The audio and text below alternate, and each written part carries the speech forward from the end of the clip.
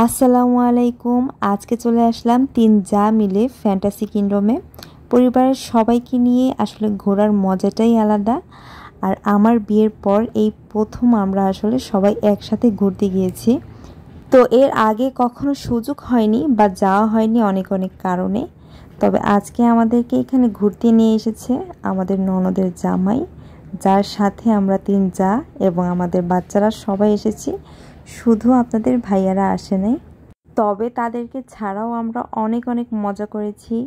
অনেকগুলো রাইডে আমি একাই উঠেছি, আমার দোনো যা উঠে নাই, তারা ভয় পায়। আমিও যে ভয় পাই না ব্যাপারটা এরকম না, তারপরেও যেহেতু ননদের জামাইয়ের সাথে এসেছি সেহেতু সবগুলো রাইডেই ওঠার চেষ্টা করেছি। আর কি আর বলবো, ভিডিও করা হয় নাই কারণ অনেক ভয় পাইছি। ওই টাইমে ফোন ধরার মতো আমার কোনো অবস্থাই ছিল না।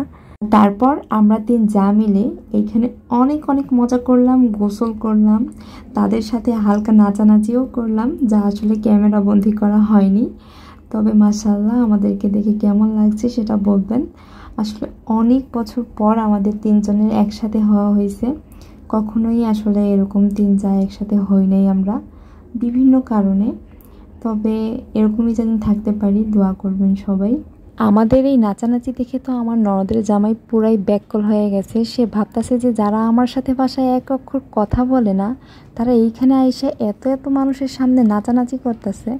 আসলে ব্যাপারটা একটু অন্যরকম দেখা গেলেও আমরা তিন যা ভাবছি যে যা খুশি তাই হয়ে যাক, আমরা এখানে মজা করতে আসছি, এতটা বছর পরে একসাথে হয়েছি।